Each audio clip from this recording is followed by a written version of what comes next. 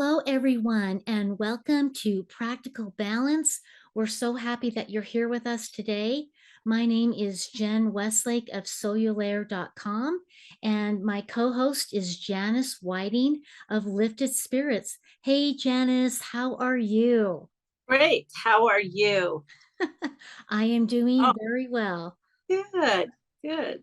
And hope So everyone watching is doing fabulous too. I hope the same for everyone, in spite of the fact that we are living in a crazy time in Earth's history. And so I'm just really excited to be here. Before we get started, I just wanted to make an announcement that we are so grateful for the many questions that we are receiving at hello@soululaire.com. And we are working to answer those questions. Many of those questions are dealing with current events.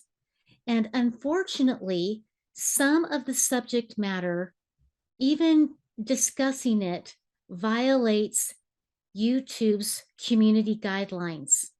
So we are still answering your questions about the events of the day, but unfortunately, we cannot post them on YouTube, but you can find them at Soululaire on Rumble and Bitchute. So we encourage you to go over to Rumble and Bitchute on the Soululaire channels there and find the answers that Spirit have given us on some of these other current event topics. So thank you so much for letting me make this announcement. And Janice, I am really excited about the question that we have for today. And I agree with this person's concern. So many spiritual teachers are teaching that we as individuals need to choose which path we follow. And they describe it as a path of service to others, which is a positive path, and they're identifying service to others as a negative path. And I was wanting to ask Spirit today to give us some clarity about both paths, because I feel that there's positive and negative aspects about both paths, service to others and service to self. So could you ask Spirit to help us clear up the confusion on this, please? I will, and I will try to keep this simple because humans tend to complicate. So here's how Spirit sees it. They see it as very yin yang, like very yin yang. One aspect of it, but we'll start with doing for self versus doing for others. A lot of humans or some spiritualists might say, oh, you should do for others before the self. And there'll be some spiritualists that say you should do for the self and before others, or not do for others, that it's self first, because nobody can really do for the self with the self. So this is how Spirit looks at it, very yin yang. It is self and others equally. And some days you might do more for yourself, and some days you might do more for others. But no one's going to do for you but you. So definitely I say, I'm not going to call that the most important slice of it. But no one does for me. Spirit does for me as a rule, but no one does for me but me. I am to know me, own me, decide for me, choose for me, assess me, create me. Then, and others, I'm not in charge of their life, but in Spirit's eyes, we can assist them. So that is called doing for others. So they think that, for example, if you're driving down the street and you pull up or you see a car that's just had a crash, it's on fire, they think humans are going to step out and pull somebody out of the fire, because that's why Spirit put them in that position, to assist them. So they work for Spirit. They're working. So when I do for others, I'm working for Spirit. when I do for myself, well, maybe some way I'm working for spirit, but I do it because I really benefit and gain. So it will be both.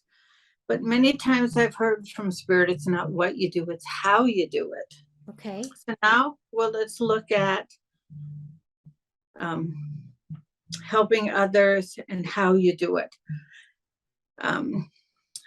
We cannot solve the world's problems. We cannot fix everybody else's problems. There'll be the rare time that we are asked to step in, like in an emergency, in a fire situation. But as a rule, we didn't come to Earth to solve other people's problems. We came to Earth to support them and nurture them and educate them so that they can then solve their own problems. And certainly surgeons have come to Earth to work for spirit. So you pull up to a car crash and pull someone out, you're working for spirit. But to just solve every other human's problem takes the opportunity from them to be able to solve their own problem. So yes, it will be some discernment that decides. Definitely our gain is not to be at others' expense. So I never really think that as I do for others, that it really is my benefit. I am working for spirit, just like pulling someone out of the fire or feeding the homeless, or in general, we can work and assist spirit, but feeding the homeless is not really solving their problem. Pulling somebody out of a burning vehicle is not really solving their problem. You saved their life and you've assisted, but you haven't solved their problem. Spirit does not think we should solve others' problems, meaning if somebody came and said, hey, could I have some money? Unless spirit said, we've brought that person for that, I would probably say no. I do not try to solve others' problems.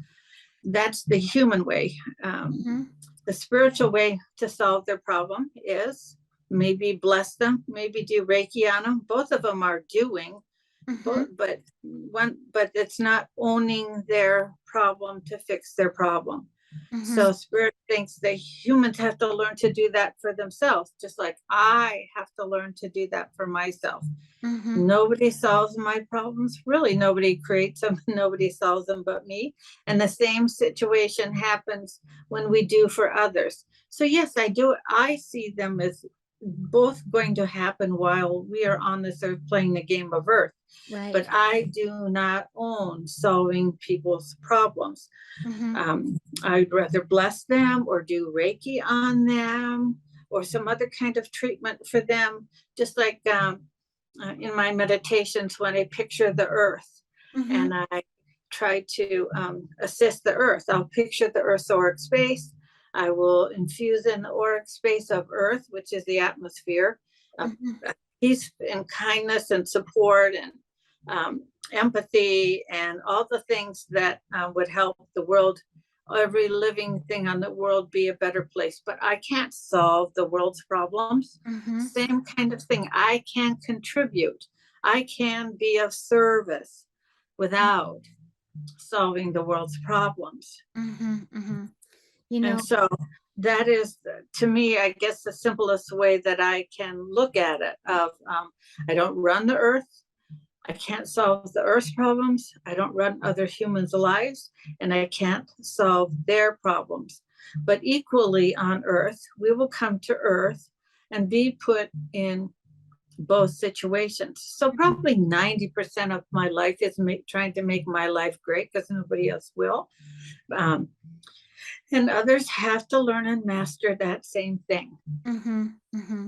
I feel like, the confusion is that, people are out there and they're wanting to be on the positive side. They want to be on the positive ascension timeline. And when people come out and say you have to choose to be either service to others or service to self, I find that that's a little challenging to do, because I teach self-care and personal sovereignty and self-empowerment so that they can learn how to solve their own problems and create and manifest a beautiful, happy, abundant life. And that's the self taking care of the self. And I don't want there to be a misconception that that's negative or that's on the negative timeline, because honestly, if you don't take Well, care of yourself, humans no have one else created will. that. Humans have said um, that is on the negative timeline, and obviously it's not. I mean, I've heard spirits say you can hold somebody's hand as they walk their walk, but you cannot walk their walk. You can Right, only hold their hand as they walk their walk. right, right. So holding someone's hand and being kind and loving, supportive as they walk their walk, Yeah, isn't that doing service for others? Isn't that a great service? right. So certainly you don't choose. It's not even that we have to choose for self or others. Yeah, It's both. And also I've heard that it's not what you do, it's how you do it. right. And also I've heard, I had someone come for a session once, and this woman was a religious person, went to church, and a really sweet lady. And she said, um, is how do I understand this um, the concept that religion or others try to portray of to do for others makes the self happy? And Spirit was really quick to jump in, and to Okay. Spirit said, really, because to sacrifice for others and do for others makes the self happy. And Spirit said, really, because the happy people we know themselves, they empower themselves, they do for themselves, they make themselves happy, they assess whatever challenges they're going through, to see how they can themselves improve on it. I mean, um, Spirit said that's the happy people we know. And if you even look out into society at some of the happy people that you know, Yeah. um, um, and a lot of people use the example of Oprah. Who does for Oprah? Mm-hmm. Oprah. Who decides for Oprah? Who Mm-hmm. makes Oprah happy? Uh-huh. So really, so in that example, and yet, doesn't she still do a lot for other people? Yeah. So But so do even the on her goal. show, she tried to help people understand, fix their own lives, Uh-huh. learn from things. And so, I mean, I'm not saying she's perfect. I'm just saying that Right. she's an example of Oprah owns the energy of doing for herself as she does for others, because she has realized nobody else will do her well but her. And so Mm-hmm. that's what Mm-hmm. humans have to own, Right. the appropriate selfishness to do for yourself, Mm-hmm. because no one else will. And it Right. doesn't make me better than other people. It actually probably makes me happier because I do for myself, Right. make myself happy, healthy, abundant, content, complete. I do for me. And I try to either share the recipe, which is still doing for others, Right. and holding their hand and assisting them, which is still doing for others. Mm-hmm. But I don't try to solve their problems, because they have to learn to partner with Spirit or do whatever to solve their own problems as they Mm-hmm. change their behavior and how they think, Right. how and why they created that in their life. Yeah. So I think it's actually quite simple to realize it's both. Right. Right. I recall that the scripture says, love your neighbor as yourself. It doesn't say True. love your neighbor instead of yourself. It doesn't say Yeah. love your neighbor at the expense of yourself. Or So less than yourself or more than yourself. exactly. So I Yeah. think that there is a balance between doing for others and doing for self that's based in love and wisdom and requires discernment. And so I think that there, like you said, there's the yin and yang. So I think there's the balancing in order to have appropriate service to self and service to others. It is. And some days it will be more of one than the other. Right. Um, and and I don't think being a nun is an unempowered thing. As long as they are doing for themselves, mentally, emotionally, spiritually, and even physically. And so the only time I see that it ever could be negative is if my gain was at somebody else's expense, meaning if I was an attorney that overcharged, or if I probably even on this economy now where landlords and medicine and everything now is overcharged. You could, I've heard for 1 month of, there's a shot that people get with asthma or something, that's $600 to $800. Well, obviously, the gain is at someone's expense, or if they trick them, or they steal from them, or they, anytime your gain is at someone else's expense, that situation then becomes a negative, but not the concept of doing for others or holding their hand or helping them. Right. I mean, nurses are helpers, and yet they're still gaining, and it's not at anybody else's expense. Right. And then when that nurse comes home from her shift, who's doing for that? Who's doing for her? Herself. She has to still empower herself and know herself and create for herself.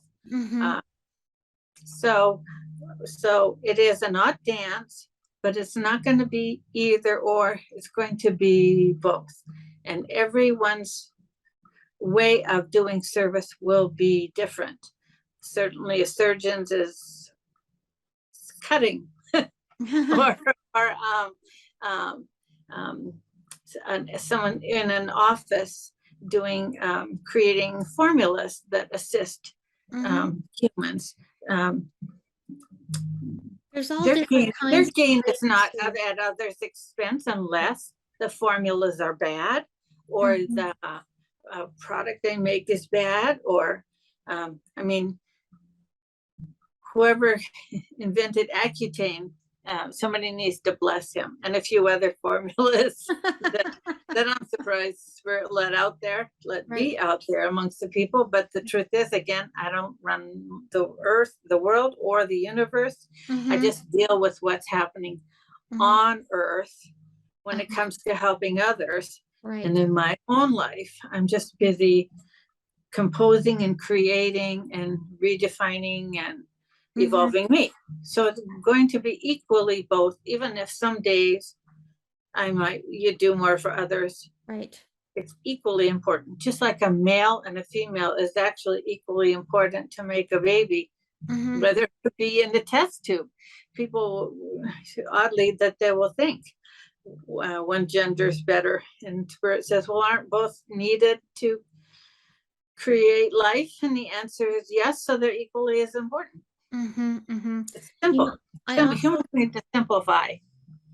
I also think that there's people out there that know that there are good-hearted people out there that love to serve, and that they actually take advantage of those people, and they want those good-hearted, kind souls to do the work for them. And when that happens, and I can tell you that has happened to me many times, and I've had to learn how to establish boundaries and say no. No is a legitimate answer. And like you mentioned earlier, I may not. No can be a kind, loving answer. Yeah, no can be a kind, loving answer. No. But sometimes when you say no, you are now giving them the opportunity to actually learn and grow. If I were to assist, I would be enabling them to stay in their weakness. And I would actually just like a mother do them a disservice. A mother has to say no to a toddler, does she not? That should be, and yet she loves that child. That should be, because it's not what you do, it's how you do it. And you can do it in a kind and loving way. So yes, you can say no in an empowered, kind and loving way. No is not, yes and no, very yin yang. Are they not equal? Yes. Are they not equal? Yes. But it's what you do, is how you do it. Yeah.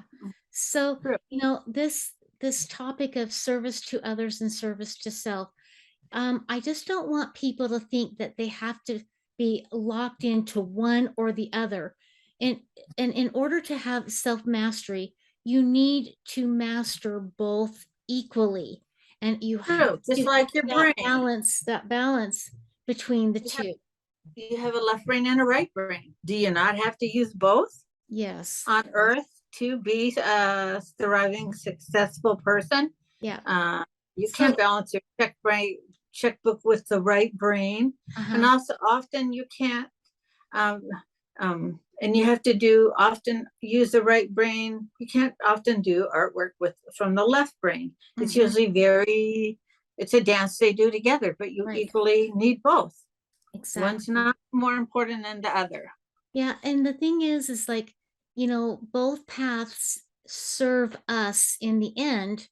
And so, like we've been talking about, from service to others to service to self, there is a healthy way for each one of those. There's a healthy way of doing service to self. It's There's a how you healthy do it. way of doing service to others.